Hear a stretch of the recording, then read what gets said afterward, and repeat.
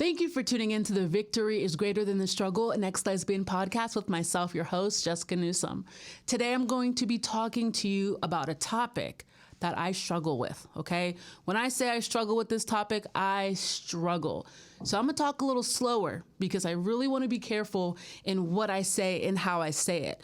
We're going to be talking about the power of your words. You might have heard this from another message. Joyce Meyer talks about the power of your words a whole lot, and I love it.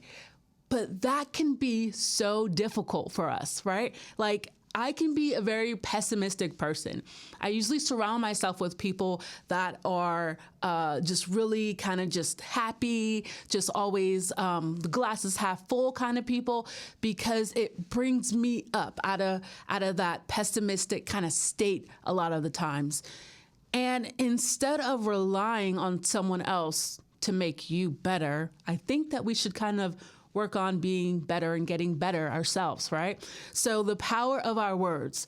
Let's go straight to Proverbs 18:21. It says this: "Death and life are in the power of the tongue, and those who love it will eat its fruits."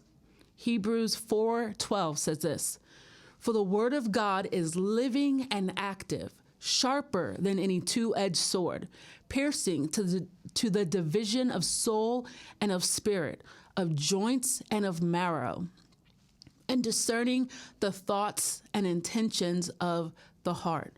Okay, now, words give life. We know this.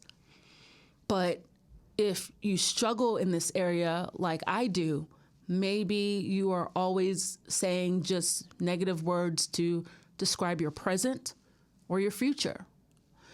Man, I'll never get married. I don't think it's going to happen. Man, I'll never have kids. It doesn't look like this dream is going to be fulfilled. It doesn't look like I'm going to get that new job.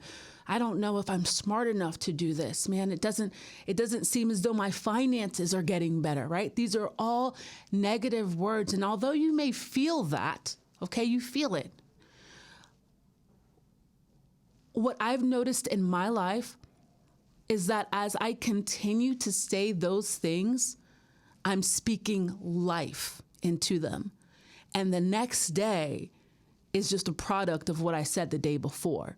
My mindset is from what I said before the day before, which was just negative thinking. So now I just feel all of those negative things about myself. And people could tell me all day long, "Jessica, you have a call of God on your life. Jessica, you're absolutely beautiful. Jessica, I can't wait to see this, and this happen to you." And it kind of goes in one ear and out the other because what I feel is greater than what you're saying. So when we're talking about the power of our words, if we speak God's truth over our life, over our situation, and over our circumstances, we will begin to see the fruit in our life change. We'll begin to just have a pep in our step, like a little bit. Like, okay, here's an example. Okay. So when I was called out by one of my friends who said, "Jessica, you just look defeated. Anytime I mention that God is going to do X in your life, you always look down, right? Because you don't really believe it. Because you've been speaking negative regarding that situation." And so when I started to change the way I speak about it, I realized that my thoughts began to change. So when I started to say, "This will happen. God has spoken this in my heart. He's put this impression, this goal, this vision, this dream inside of me, and I can't wait for it to come to fruition. Matter of fact, it's already happened in the supernatural. I'm just waiting for it to manifest in the natural. I'm just waiting for it to come to fruition, but it's already done because if God said it, that's it. It doesn't matter what my situation says. It doesn't matter what other people say. It doesn't matter what I feel. It doesn't matter what I think. The only thing that matters is what God says. So I am going to speak what God says. And as I continue to do that, as we continue to speak those positive things over our lives, we begin to walk in that. And so instead of walking around downcast, instead of walking around just feeling as though the glass is half empty, we walk around with this air of, man, I am a child of God. I know that God is going to do this. And so I'm going to walk with my head held high. I'm going to walk as a child of God who is a victor and not a victim of her circumstances. And we're just,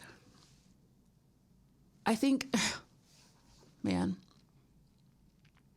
And I told you this is the one that I struggle with. So this is why this is a little rough for me, okay? So bear with me. But when we begin to change our verbiage when it comes down to different areas in our life,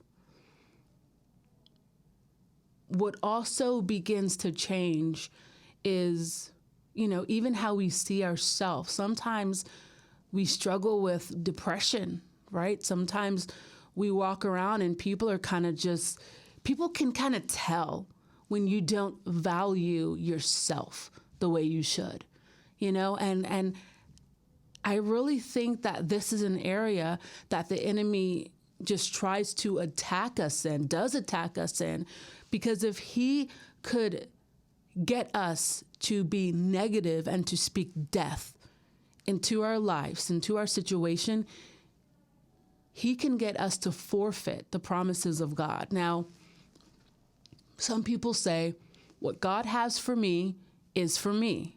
And I believe that, right?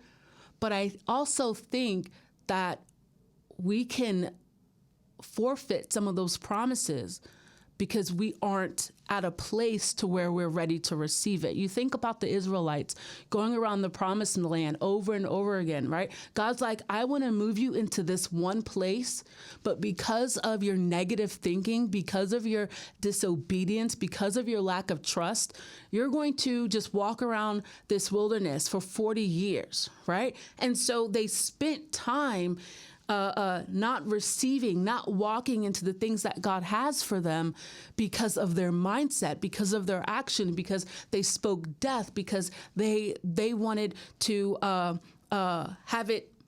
have things just come easier, like, God, just do it for me. I don't want to have the faith. I don't want to have to speak positive words. I don't want to have to be a part of the change. Why don't you just do all the changing for me? And that's not how it works. God's like, I want you to be an active participant in your walk with me.